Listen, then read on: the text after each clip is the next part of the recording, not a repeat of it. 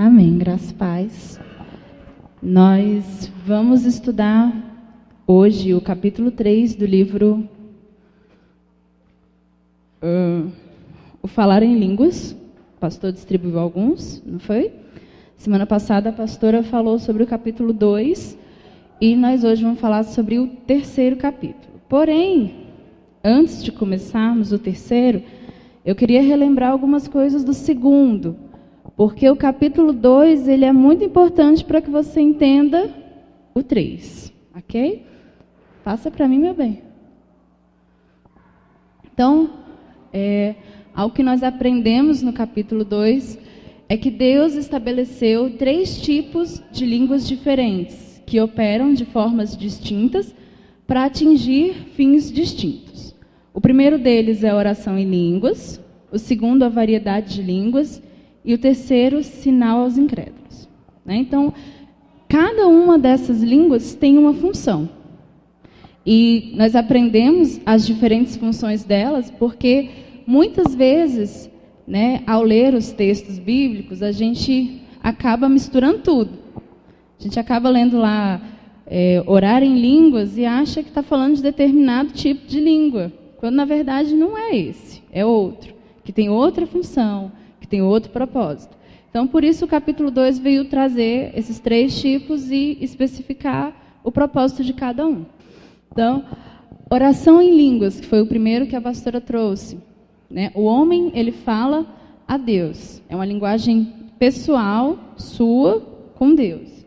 Uma edificação pessoal, edifica a sua vida, e ninguém entende. Quando a gente fala em línguas aqui, ninguém entende o que você está falando. Então, é uma linha privada, sua com Deus. Ok? A segunda é a variedade de línguas, onde Deus é quem fala com o homem. Há uma edificação coletiva e todos entendem. E por que Deus fala com o homem? Porque alguém fala em línguas e outra pessoa interpreta.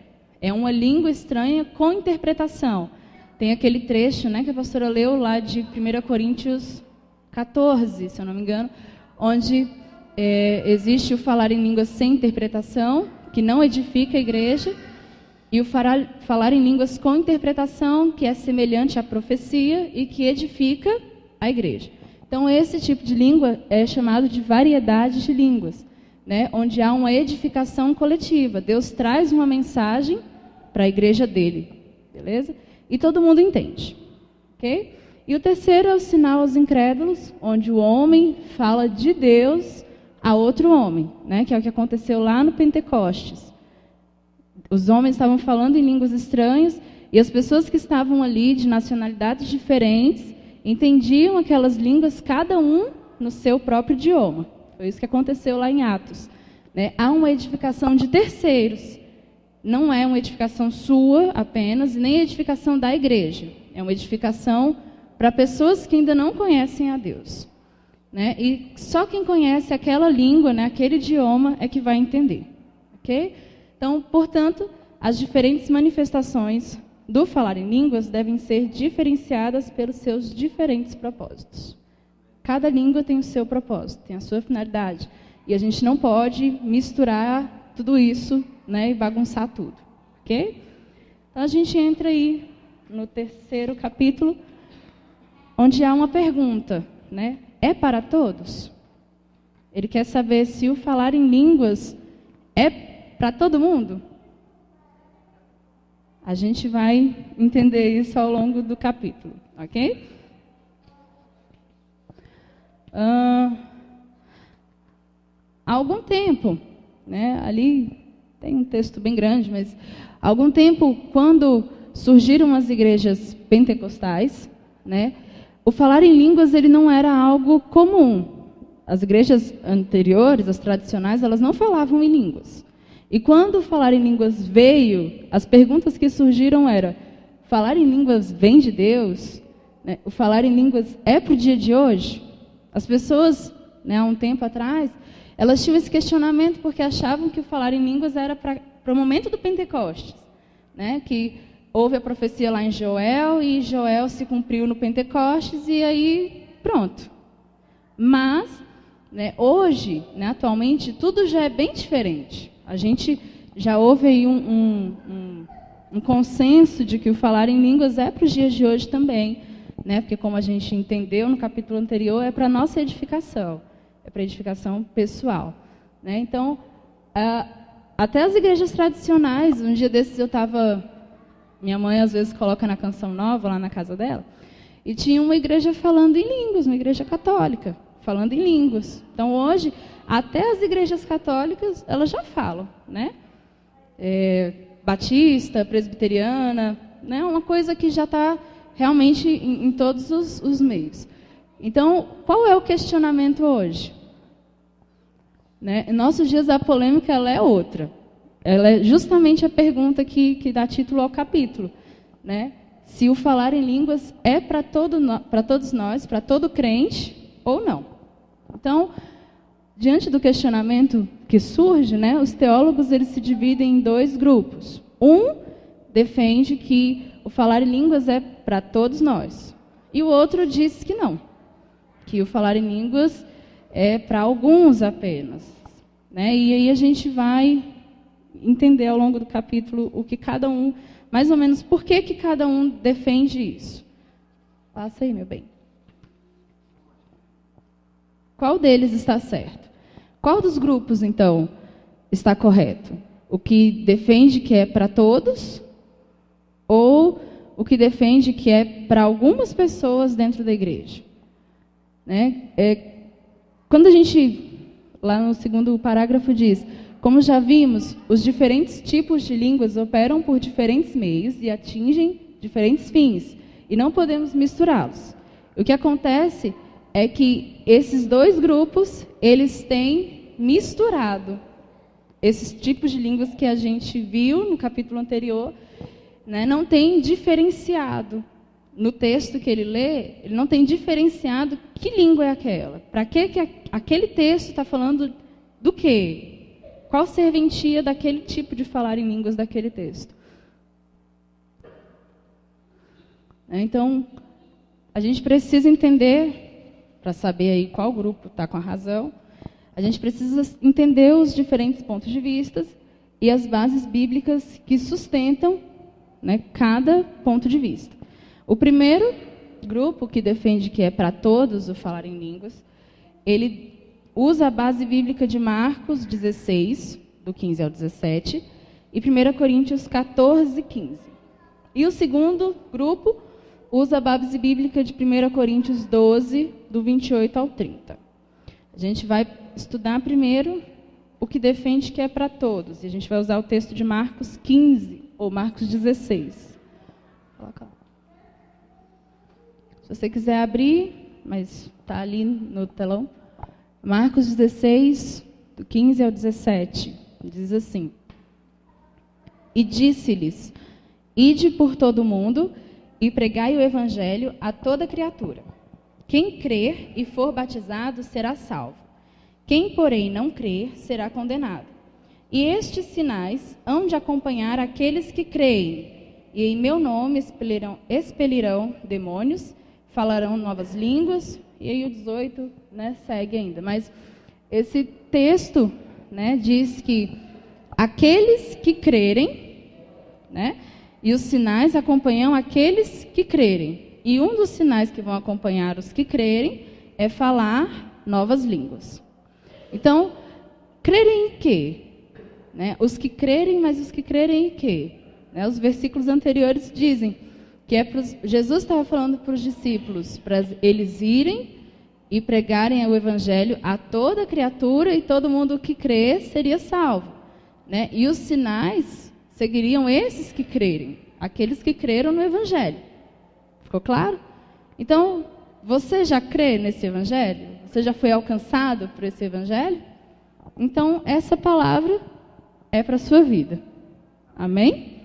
O texto está dizendo respeito a nós, né? Que esse sinal vai nos seguir, vai nos acompanhar, que é falar novas línguas.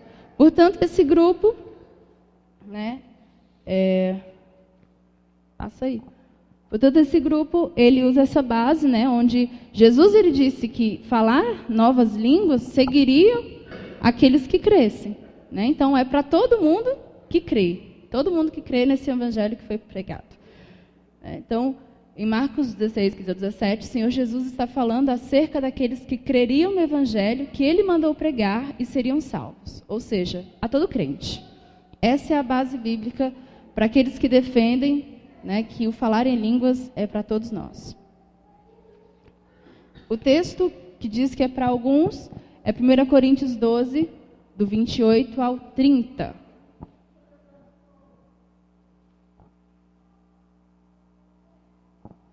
Primeira Coríntios 12, do 28 ao 30, diz assim: A uns estabeleceu Deus na igreja, primeiramente apóstolos, em segundo lugar profetas, em terceiro lugar mestres, e depois operadores de milagres, depois dons de curar, socorros, governos, variedade de línguas. Porventura são todos apóstolos, ou todos profetas? São todos mestres ou operadores de milagres? Têm todos dons de curar? Falam todos em outras línguas? Interpretam-nas todos? Então, esse texto de 1 Coríntios, Paulo, ele traz uma sequência de ministérios que foram estabelecidos para a igreja e uma sequência de dons. Né? Lá no versículo 28, ele traz, né, apóstolos, profetas, mestres, operadores de milagres, dons de curar, socorros, governos, e o dom de variedade de línguas. E nos versículos 29 e 30, ele vem fazendo uma pergunta. E para cada pergunta que ele faz ali, você subentende uma resposta. E qual é essa resposta? Não. Ai, meu Deus. Volta. Volta. Isso, aí.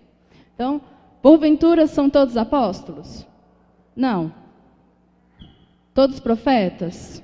Não. Todos mestres? Não. Operadores de milagres? Não. Dons de curar? Não. Todos falam em línguas? Não. Interpretam-nas todos? Não. Então, baseado nesse texto, né, o outro grupo de teólogos diz que o falar em línguas não é para todos, porque automaticamente você responde não, né? Então, passa aí. Nesse texto, Paulo está dizendo que Deus distribuiu funções diferentes aos membros do corpo de Cristo, de modo que um recebe algo específico da parte de Deus e outro recebe algo diferente, o que faz com que o corpo se complete, né? Então, cada um desses dons, ele vem para realizar algo a serviço da igreja, né? Serve para benefício da igreja. E nem todo mundo faz todas as coisas, né? Nos versículos anteriores desse texto, Paulo fala sobre o nosso próprio corpo e diz que o corpo inteiro não é um ouvido só, nem um pé só, imagina.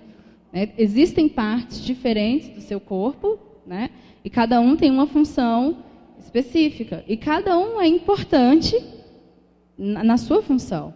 Então, por isso, né, cada dom que foi separado ali, cada ministério, ele tem uma importância dentro do corpo de Cristo e faz com que esse corpo seja completo. Então, esse grupo usa essa base bíblica para dizer que as línguas são apenas para algumas pessoas, né? Passa meu bem. Então, quem está certo? Qual grupo está certo? Embora o raciocínio de interpretação de cada grupo pareça certo, falta-lhes entender que existem diferentes tipos de falar em línguas e falta também compreender, né, qual tipo de línguas está em questão em cada texto que foi utilizado. O fato é que cada interpretação está enfocando um aspecto diferente da linguagem sobrenatural do Espírito Santo. Então, por isso que às vezes, né, por isso que nós precisamos entender a diferença de cada uma das linguagens. Por isso que eu falei que o capítulo 2 ele é importante. Porque quando chega aqui nessas duas doutrinas, nesses dois modos de pensar, existiu uma confusão, existiu uma bagunça, uma mistura. Pegou-se tipos diferentes de línguas e jogou lá no texto, né? E não é bem por aí, nós precisamos separar. Então, vamos distinguir os tipos ali. Para todos. Em 1 Coríntios 14, do 1 ao 5, alguém pode abrir para mim? Eu não coloquei esse texto ali. 1 Coríntios 14, do 1 ao 5.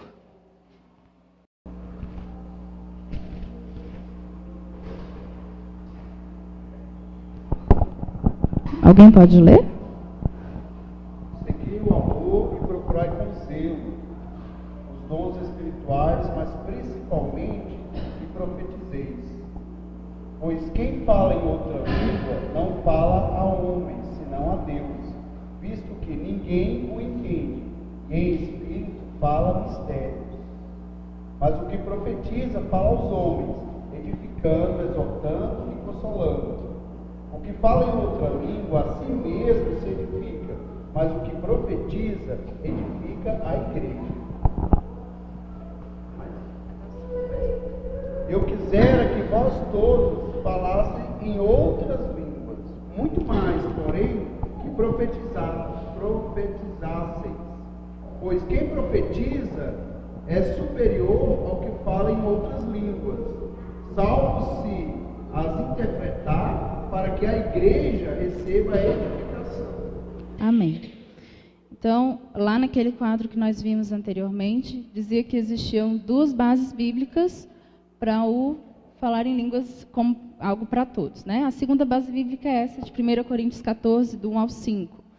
E foi o que nós estudamos no outro capítulo, né? Paulo ele faz uma comparação entre o falar em línguas, né, e profetizar. E ele diz que é diferente, né? Falar em línguas é importante, mas ele gostaria que todos nós falássemos em línguas, mas muito mais que nós profetizemos. Porque a profecia, ela traz uma edificação para o corpo da igreja, né? E o falar em línguas é uma edificação pessoal, é apenas sua. Né? Então, em 1 Coríntios 14, 5, Paulo afirma: quisera que todos vós faleis em línguas, referindo-se às línguas sem interpretação. Né? Ele está dizendo que ele queria que todos falassem línguas, mas muito mais que profetizassem. Então, ele está dizendo das línguas sem interpretação, que é denominada a oração em línguas. Esse texto, né, e o texto lá de Marcos 16, né, diz respeito à oração em línguas. Diz respeito àquela oração que é a edificação pessoal sua. É a sua linha direta com Deus. Amém?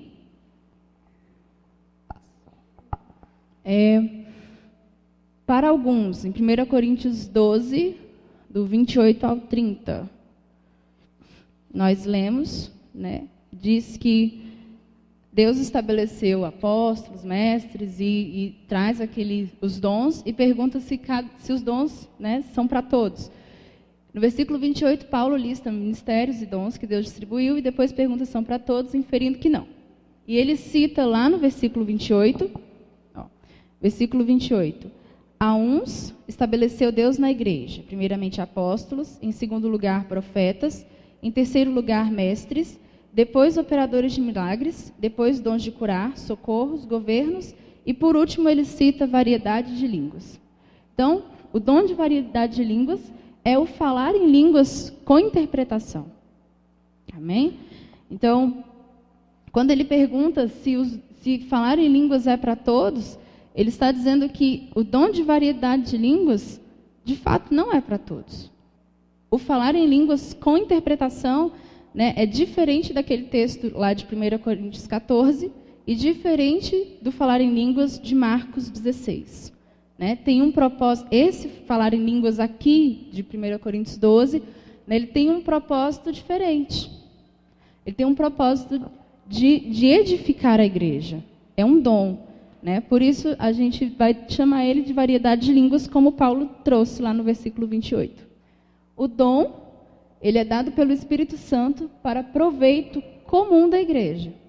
Então, todos esses dons que Paulo citou aqui ao longo do versículo 28, eles são dados para que a igreja ela tenha proveito. O falar em línguas sem interpretação, ele não traz proveito para a igreja, né? Ele traz proveito para você, né? É o livro, ele inclusive diz que ninguém entende, né? Inclusive Satanás. Satanás, ele não entende essa linguagem de oração em línguas, a sua linguagem pessoal com Deus, né? Então, quando você ora em línguas, você está falando mistério, você está orando a oração que o Espírito Santo quer que você ore, né? E nem Satanás ele ouve e consegue interferir naquilo, né? Mas o dom de variedade de línguas ele é diferente, né? Quando você é justamente aquele lá de 1 Coríntios 14 que há a interpretação, né? A profecia é o falar em línguas com interpretação. Então, quando Paulo pergunta se todos falam em línguas, logo em seguida ele acrescenta: interpretam todos? Deixando nítido o conceito de que, quando se fala de dom de variedade de línguas, subentende-se que a interpretação a acompanha, pois só assim a igreja é edificada. Né? Se você fala em línguas aqui na igreja e não há, né, interpretação, então não é variedade de línguas. Não é um dom de variedade de línguas, porque o dom de variedade de línguas é o falar em línguas seguido de interpretação. Quando nós falamos em línguas aqui na igreja, no culto, né, no início dessa reunião ou no final, quando o pastor pede para que a gente ore em línguas no tempo, nós estamos fazendo a linguagem de edificação pessoal. Então, capítulo 14, ele segue um capítulo inteiro falando sobre dom de profetizar, sobre falar em línguas, sobre como é importante, né, que se a gente fala em línguas dentro da igreja, que haja um intérprete, para que a igreja possa ser edificada. Então, o que se enfatiza no capítulo 14 é que as línguas sem interpretação são para uso e benefício pessoal. Lá em 1 Coríntios 14, no 27 ao 28, diz isso. Diz assim, 27 e 28. No caso de alguém falar em outra língua, que não sejam mais do que 2, ou quando muito 3, e isto sucessivamente, e haja quem interprete. Mas não havendo intérprete, fique calado na igreja, falando consigo mesmo e com Deus. Então, a oração em línguas sem interpretação, mais uma vez, né, é para benefício pessoal. E as línguas com interpretação, né, que nós já lemos lá no 1 Coríntios 14, 5, servem para edificar toda a igreja. Então, aquele mesmo quadro, se você recordar um pouquinho, aquele mesmo quadro lá de linguagem, de oração em línguas e variedade de línguas. A única coisa que muda ali é que está dizendo que a língua sem interpretação, né, o homem fala a Deus, ninguém entende e traz edificação pessoal. E a segunda coluna diz, no lugar de variedade de línguas, é uma língua com interpretação, que Deus fala aos homens, todos entendem e há uma edificação coletiva. Nós temos então ali duas diferenças, né? Lá em Marcos, diz que haveria um sinal que seguiria todos os que crescem, que seria o de falar novas línguas, né? E em 1 Coríntios a gente vê os dons. Então existe uma diferença entre sinal e dons, ok? Há um sinal que pode ser manifesto na vida de todo crente, que é o falar novas línguas. Marcos 16, 17, diz que é algo para todos nós. É algo para mim e é algo para você, né? O falar em línguas. Mas há um dom do Espírito Santo que não é manifesto na vida de todos, né? 1 Coríntios 2, 10, né, onde ele fala também, acho que é 12, 10, não é 2, 10, não. É 1 Coríntios 12, 10. Está errada ali a referência. A outra operação de milagres, a outra profecia, a outra discernimento de espírito, a outra variedade de línguas, a outra capacidade para... Amém.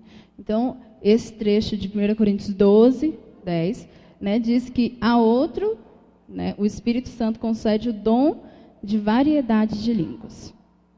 É um dom que o Espírito Santo concede, não é a todo mundo, é apenas a algumas pessoas. Está claro até aqui? Então, por que é importante nós entendermos essas diferenças, né? De que um é para todo mundo e de que um é para apenas algumas pessoas. Porque imagine um esporte, vôlei e basquete. Vôlei e basquete são esportes, sei lá, digamos, parecidos. Joga com a mão, é diferente do futebol, que a gente joga com o pé. Mas, apesar deles serem parecidos, a gente joga com a mão, as regras de aplicação do jogo são diferentes, não são? Né? No vôlei, é cada time numa quadra, no basquete é todo mundo misturado ali. Né? Existem regras diferentes. E se você tentar jogar basquete com a regra do vôlei, vai dar certo? Vai dar certo. Se você tentar jogar futebol com a regra do futebol americano, vai dar certo? Não vai. São coisas diferentes, são métodos diferentes, com fins diferentes. Né? Então, nós precisamos entender para a gente saber aplicar no nosso dia a dia aquilo que é necessário. Eu preciso aplicar no meu dia a dia o dom de falar em línguas. Isso é o que Deus trouxe para a minha vida, para a minha edificação, é a minha linguagem direta com Ele. E às vezes a gente confunde as coisas. Quer aplicar uma regra quando não é aquilo. Quer aplicar algo quando não é aquilo que Deus, né, está separando para nós vermos. Como crente em Jesus, você tem o direito de experimentar todos os sinais prometidos em Marcos 16, do 17 ao 18. É um sinal que é direito seu. Tudo aquilo que está lá nesses versículos, né, você pode experimentar. Mas, em relação aos dons espirituais, não adianta orar para que todos eles se manifestem em nossa vida, pois a palavra de Deus afirma, lá em 1 Coríntios 12, 11, mas um só e o mesmo Espírito opera todas estas coisas, distribuindo particularmente a cada um como quer.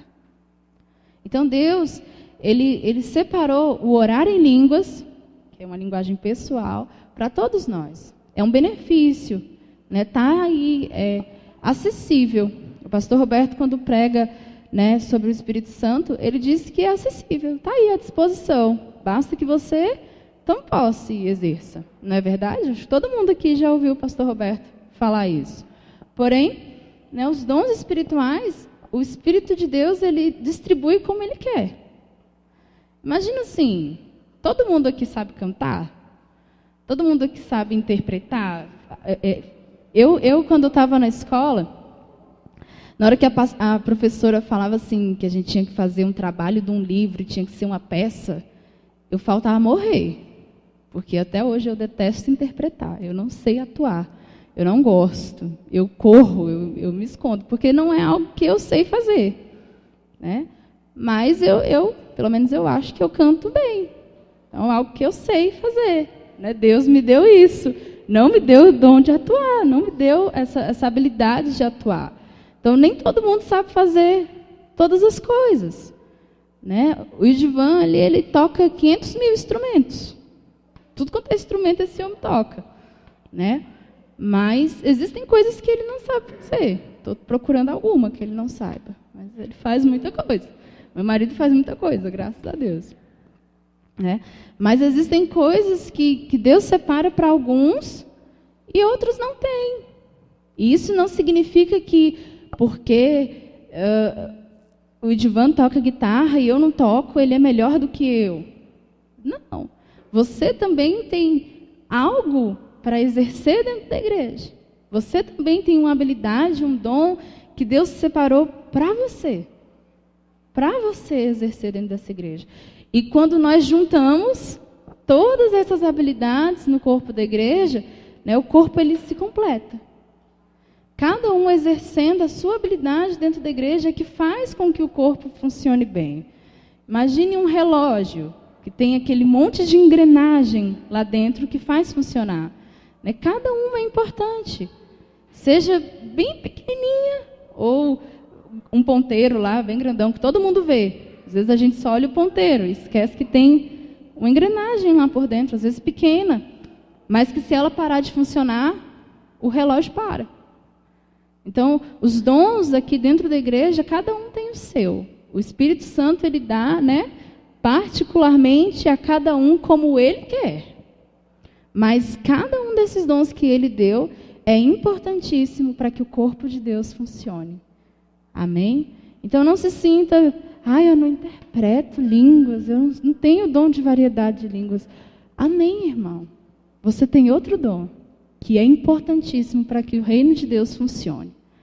Amém? Amém? Amém. Dom. Dom não mede o seu nível de espiritualidade. Oração. Né? Então, porque a Edilene prega, o pastor prega, e não sei quem canta, e faz e acontece, ele deve ser o cara em Deus. Irmão, não se engane. Exercer um dom dentro da igreja, né, não estabelece o nível de espiritualidade que você tem. Seu nível de espiritualidade é estabelecido no seu TSD, o tempo que você tem com Deus. É individual, seu e Deus, né? À medida que você se aprofunda no conhecimento de Deus, né, a sua espiritualidade, ela aumenta. Então, você não tem que ficar preocupado em exercer um dom dentro da igreja para mostrar que é o espiritual, que é o crentão. Não, né? Não é assim. O dom não é para isso. Não é para medir o nível de espiritualidade que você tem. O dom, né, cada um deles, é para o serviço da igreja. Não é para seu serviço. Não é para benefício seu. Não é para o meu benefício. Eu vou cantar e eu vou né, virar estrela. Não é para isso. Né? Eu vou interpretar a língua e você é a tal. Não é para isso. Né? Os dons, eles vêm para que a igreja seja edificada. Né? Para que a igreja ela receba algo da parte de Deus. Amém? E o dom não serve para edificar quem o manifesta. O dom serve para edificar outra pessoa. Né? O dom de profetizar, ele traz, como Paulo falou, uma edificação para a igreja. Amém? Então, o que interessa, né, não é o dom que eu tenho. Nossa, como é importante eu ter determinado dom. Né? Paulo falou que é mais importante eu profetizar do que eu falar em línguas. Então, eu preciso profetizar, que aí eu vou ser o tal. Não é essa a ideia. O que interessa é que o crente flua nos dons, independentemente de qual dom ele vai fluir. Como eu falei, cada um de nós tem um propósito a ser cumprido dentro da igreja. Cada um de nós tem um dom a ser, né, estabelecido e realizado aqui. Então, o que importa é que a gente procure fluir em algum. Que a gente procure realmente crescer em Deus e trabalhar para o reino dele, exercendo um dom que ele trouxe. E, por fim, ninguém é menor na vida cristã por não falar em línguas, mas está deixando de utilizar uma ferramenta preciosa de edificação pessoal, dada pelo próprio Espírito Santo.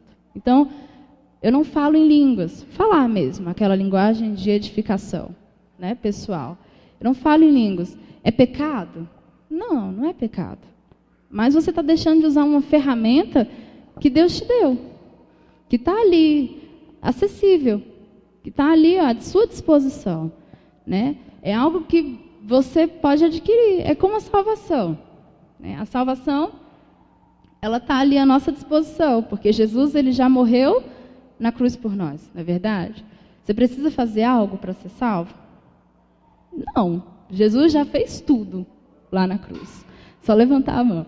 Né? Então, já está ali à sua disposição a salvação. Você precisa tomar posse. Né? Você precisa confessar Jesus como Senhor e Salvador da sua vida, né? E adquirir essa salvação para você. Da mesma forma, é o falar em línguas. A oração em línguas ela está à nossa disposição. Marcos 16 diz que acompanha aqueles que creem em Jesus, aqueles que creem no Evangelho. Então está aí, é algo para benefício seu, é algo para que você possa ser edificado, é algo para que você possa falar diretamente com Deus, impedindo até mesmo de Satanás interferir e trabalhar. Né? Então é algo que está ali, você só precisa tomar posse. Né? Então não se acomode por não falar em línguas. Uma vez que você não é obrigado a isso e que não é pecado se não falar. mas abra o seu coração para utilizar aquilo que Deus colocou à sua disposição. Amém?